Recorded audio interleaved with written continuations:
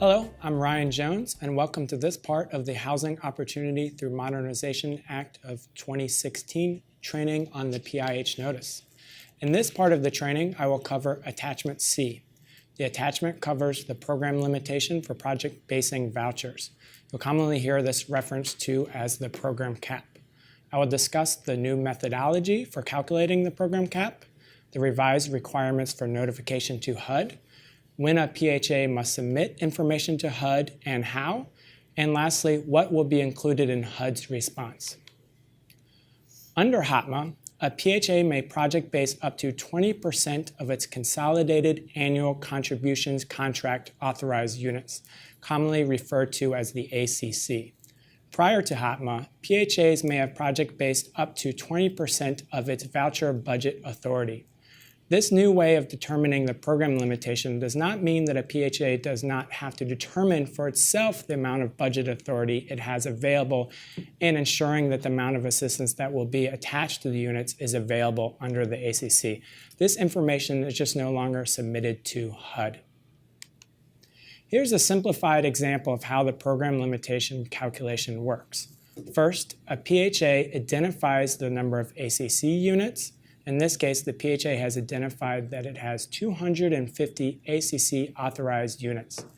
This number is then multiplied by the 20% program limitation. In this example, the PHA has a PBV program cap of 50 units. Let's walk through what the submission requirements are. You'll see on the slide that 5 things must be submitted.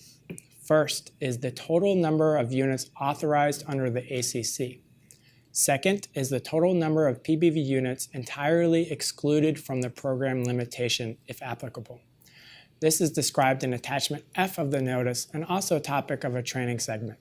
Third is the number of units qualifying under the 10% program cap exception category, if applicable.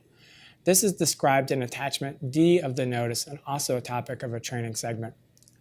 Fourth is the number of units currently committed to PBV, excluding those PBV units meeting an exception under Attachment D or F of the notice, if applicable.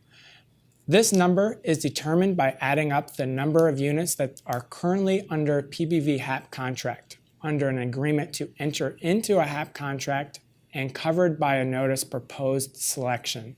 And fourth is the number of units to which the PHA is proposing to attach project-based assistance through the new RFP or selection. Further, program cap calculation instructions are included in Appendix 1 of the notice and also a topic of a training segment. The information discussed on the prior slides must be submitted no later than 14 calendar days prior to undertaking any of the following actions: issuing a request for proposal, selecting a project based on a previous competition, or if applicable, selecting a project without following a competitive process.